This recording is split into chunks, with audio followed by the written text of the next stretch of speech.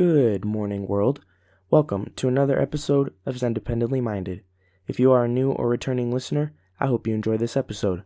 If you're interested in more combat sports, analysis, predictions, and discussions like this, stay tuned because it's only going to get better from here. And be a good friend, boyfriend, girlfriend, neighbor, son, dad, whatever, and share Xendependently Minded with them because it's only the best podcast out there when it comes to combat sports. So on this episode of Xendependently Minded, episode 29, I'm just going to discuss and make my predictions for the whole main event for a UFC 250, which is, depending on where you are in the world, for me it's tomorrow morning, but it could be for you tonight if you're listening in the States. It's headlined by, the main event is Amanda Nunes. She's going to be attempting to defend her, I believe she's defending her flyweight belt against Felicia Spencer. And the co-main is Raphael Assuncao and Cody Garbrandt. The card, I complained about the card a couple weeks ago because it wasn't really stacked with good fights. Outside of the main event with Amanda Nunes, there weren't really any good fights on this card, so it looked like it was going to be a lackluster pay-per-view, but the UFC pulled through and they made actually a pretty stacked main card, and even the prelims have some exciting fights, so I'm not going to complain. Either way, I was going to watch the fights, but I just wanted to discuss each one of these bouts, kind of. I'm not going to go too deep into them, not going to do any intangibles or anything like that, but just starting with the first bout on the main card. It's a bantamweight fight between Eddie Wineland and Sean O'Malley. So Sean O'Malley he's a young guy. He's only 25 years old. He's really popular. He's coming off of a knockout win in his last bout against Jose Quinones, and he's really hyped. Like I said, he's a young guy that a lot of people are looking forward to in the bantamweight division. The bantamweight division, like I said in my last episode, it's very stacked. Even with Henry Cejudo gone, it's really stacked. There's a lot of talent, a lot of guys. There's another important bantamweight.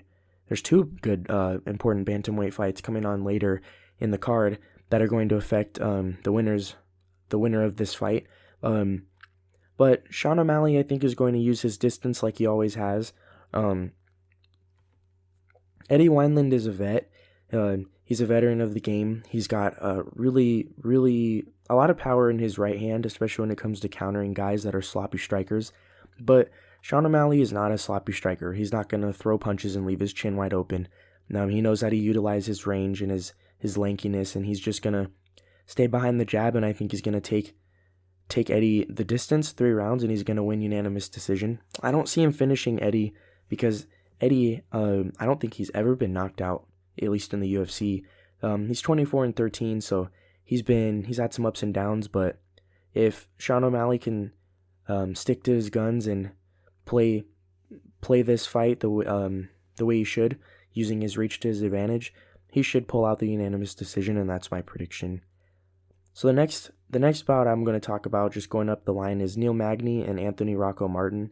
So I don't really know too much about Anthony Rocco Martin, but I do know that he did lose to Damian Maia. I think that was his most prominent fight as of recently. I believe last year he lost to Damian Maia. So they're just rewatching that fight. It looked like his weakness is jiu-jitsu, or someone that's as crafty and that can move on the ground and be shifty with you like Damian Maia. And it's not to say that everybody in the world who does jiu-jitsu is as good as Damian Maia at jiu-jitsu, but I know Neil Magny likes to go for takedowns, and he's another big, long, lanky guy. He probably could fight at middleweight with his size, so I see Neil Magny winning by knockout, probably in the second round. I think it's gonna take him a little bit to kind of get his footing and get a feel out in the first round, and there aren't many finishes in these crowdless fights, I've noticed. Maybe I'm overthinking that, but there just weren't many finishes. Maybe I know the crowd plays into a lot of fighters' emotions, and it can help them flip the switch or kind of stay scared because of, if you're like a cowboy, the crowd doesn't really play to your favor because it bothers you, messes with your head, which a lot of guys have that issue, but it's a topic for another discussion. So I think Neil Magny knocks out Anthony Rocco Martin in the second round. Moving on up to the third bout of the main card is another bantamweight fight. This is a very important, really exciting fight that I'm excited about. Aljamain Sterling is going up against Corey Sandhagen. This is a fight I have the hardest time kind of trying to predict who's going to win. Both guys are really good. Aljamain Sterling is more of a technical striker than Corey Sandhagen. Corey has some really unorthodox wins. That being said, Corey doesn't get a lot of finishes. I believe he had a couple knockouts back in 2018, and he had one crazy submission in last year, and then 2 decision wins. And then as of 2020, he hasn't fought anybody. He was going to fight Frankie Edgar, which would have been a good fight too. But he's an unorthodox guy, but a lot of people sleep on him. I mean, he's undefeated in the UFC. He's only got 1 loss in his MMA career. And then when it comes to Aljamain Sterling, he's one of the cream of the crop martial artists when it comes to the 35-pound division. He's a volume striker. He throws a lot of strikes. He still has a lot of power, though. He doesn't get many knockouts, but he does have a couple submissions. He gets a lot of decision wins. He did get knocked out by Marlon Moraes. I think that was by a head kick, because Marlon knocks out everybody by a head kick or takes him out by a kick. So, yeah, Aljamain Sterling actually hasn't knocked anybody out since 2014. He knocked out Hugo Viana, so that fight was definitely going to go the distance. As far as who's going to outmaneuver the other, it's hard for me to predict, but I know on the UFC or the ESPN app, I did the UFC pick'em, and I actually did pick Corey Sandhagen to win. I think he's going to win by decision, but now that I really think about it, this is kind of a toss-up. If this is not a fight you want to bet on, for sure. I'm pretty sure the odds are pretty close to the same, but this could be a main event fight on a fight night any time of the year. It's that good of a fight, and I think whoever wins this fight definitely has a good chance of getting the next title shot after Jose Aldo fights Peter Yan. All that being said, my official prediction is Corey Sandhagen by decision, but it could go either way. It really could. Moving on to the co-main event, another bantamweight fight, another big possible title eliminator. Maybe not for Cody Garbrandt because he's got knocked out the last 3 fights, but he's still a threat. He's always going to be a threat as long as he doesn't fight too emotional. But he's fighting Raphael Assuncao.